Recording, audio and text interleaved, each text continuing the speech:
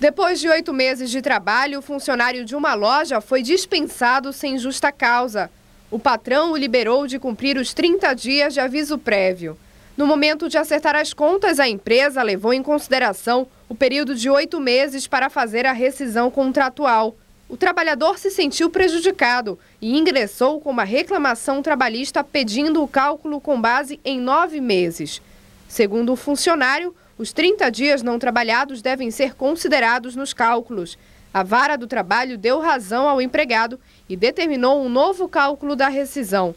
Segundo a Justiça, o aviso prévio deve refletir nas férias proporcionais, no 13º salário e também no FGTS. Para isso, não importa se o trabalhador cumpriu o aviso prévio em casa. E sobre esse direito trabalhista do aviso prévio, eu converso agora com o advogado Ofir Cavalcante Júnior. Ele é diretor nacional da OAB. Bom dia. Bom dia, senhor. Bem-vindo. Obrigado. No caso de falência da empresa, como é que fica essa questão dos encargos? A empresa chegou, faliu, não tem como pagar mais ninguém, mas pela lei teria que ter o cumprimento do aviso. Como é que fica essa situação? Bem, a grande característica do aviso prévio é o elemento surpresa. O aviso prévio é uma comunicação que o empregador faz ao empregado ou que o empregado faz ao empregador de que ao final de 30 dias o contrato de trabalho estará rescindido. Na falência se pressupõe que haja o conhecimento prévio por parte do empregado das dificuldades financeiras que o empregador passa. Daí porque a jurisprudência majoritária é no sentido de que não é devido aviso prévio nesses casos. Certo. Se a empresa fechar uma filial, ela também tem que pagar o aviso prévio? Como é que fica essa situação? A matriz está aqui, os funcionários, em tese, continuam empregados e vinculados a uma empresa sede, mas vai fechar a filial. Funciona da mesma maneira os direitos? Normalmente. Os direitos terão que ser pagos normalmente, o aviso prévio, todos os demais direitos terão que ser pagos normalmente. As únicas hipóteses de exceção ou de exclusão do não pagamento do aviso prévio dizem respeito a quando o empregado é dispensado por justa causa ou quando a empresa incide em falência. Essa questão da justa causa, ela tem que ser provada, tem que haver algum tipo de assinatura concordando com a justa causa ou não? É uma prerrogativa da empresa dizer assim, foi demitido por justa causa e por isso não vai ser indenizado, não vai ser pago a questão do tempo de aviso. A empresa pode, é uma faculdade dela, ela tem o poder de direção do contrato de trabalho, ela pode dizer que o empregado está dispensado por justa causa. Entretanto, isso não a exime de comprovar essa situação em juízo, se o empregado for até a Justiça do Trabalho. Certo. O aviso, a empresa, por exemplo, não quer mais o empregado e diz para o empregado cumprir esse aviso prévio em casa. Essa é uma situação relativamente comum. Mesmo assim, os direitos do empregado estão garantidos. Ele vai também receber da mesma maneira ou cumprir em casa muda alguma coisa relacionada ao cumprimento da empresa? Essa é uma prática muito antiga de se conceder o aviso prévio para o empregado e dizer assim, olha, vai cumprir em casa. A jurisprudência já está muito consolidada no sentido de que essa é uma prática que é irregular. Ou o empregador demite o empregado, dispensa o empregado naquele momento e o aviso prévio passa a computar para todos os efeitos legais, né, e tem que ser pago, a rescisão tem que ser paga num prazo de 10 dias, ou ele dá o aviso prévio para o empregado e diz assim, empregado, você vai passar agora a trabalhar 2 horas a menos para que no final dos 30 dias você possa receber no dia seguinte a sua rescisão contratual. Você falou nessa questão das 2 horas, isso é uma redução de jornada para permitir que o empregado eventualmente procure outro local para se recolocar profissionalmente. Como é que funciona essa regra em relação à redução dessa jornada durante o período de aviso prévio? Tem 2 horas, é um tempo determinado? Isso varia de acordo com a jornada? Não, a jornada normal são de 8 horas por dia. Há algumas categorias profissionais que têm uma jornada de 6 horas por dia. Nas categorias que têm 8 horas, que são as normais, o empregador tem a obrigação de dar essas 2 horas. Ou o empregado pode também dizer, olha, eu não quero as 2 horas, entretanto você me dá 7 dias para que eu possa procurar um novo emprego. Então ele folgará os 7 dias. Vamos falar naquela questão da justa causa que a gente conversou há pouco. Veja alguns motivos previstos na CLT que podem caracterizar uma demissão por justa causa. Acompanhe. Improbidade, ou seja, ato lesivo contra o patrimônio da empresa, como, por exemplo, o furto. Comportamento irregular do empregado. Um caso típico é o assédio sexual.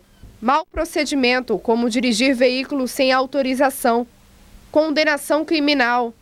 Desídia, como desinteresse pelo trabalho, embriaguez no serviço, insubordinação, Abandono de emprego. A jurisprudência tem exigido 30 dias e ofensa física no local de trabalho. Alguns desses argumentos são muito subjetivos, né? Quer dizer, a empresa pode alegar determinada situação, o empregado pode não concordar, mesmo assim ele acaba desligado e se quiser garantir direitos como o aviso prévio, vai ter que reclamar na justiça. Evidentemente que sim. A empresa, como disse antes, ela tem o poder diretivo do contrato. Ela pode dizer como vai ser feita a rescisão.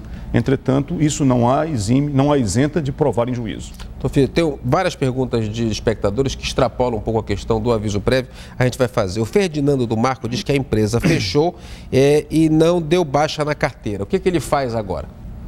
Bem, ele tem uma falência e não houve a situação, apesar da prerrogativa de saber que a empresa iria fechar ou alguma coisa. Isso acontece muito no dia a dia. Pequenas empresas, elas não entram num processo de falência judicial, que seria o correto. Elas simplesmente fecham as portas e dão um adeus para todo mundo. O que ele tem que fazer é ingressar na Justiça do Trabalho com uma ação trabalhista, constituindo um advogado, obviamente, para pleitear do seu ex-empregador a assinatura da carteira e outros direitos que forem devidos. Se não conseguir isso, a própria Justiça fará anotação na carteira profissional do trabalhador de que no dia tanto de tanto o contrato de trabalho dele foi rescindido. Nessa questão de aviso prévio, o Saraiva do Coqueiro diz o seguinte: o contrato temporário por tempo definido, né, ele gera o aviso prévio e a multa de 40% do FGTS de alguma maneira?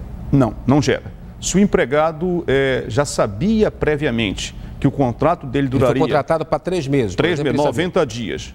Se forem respeitados os 90 dias, não gera o direito. Entretanto, se o empregador descumpre esse contrato, ou seja, se ele rompe o contrato antes dos 90 dias, aí sim é devido ao aviso prévio e o FGTS com 40%. Tá. A Amanda de Valdecães diz o seguinte: funcionário não retornou à empresa para rescisão e não deu entrada no FGTS porque também não pegou a questão da documentação. Ela pergunta se tem prazo para dar entrada no FGTS. Isso parece que é uma questão de abandono de emprego. Como é que funciona essa situação?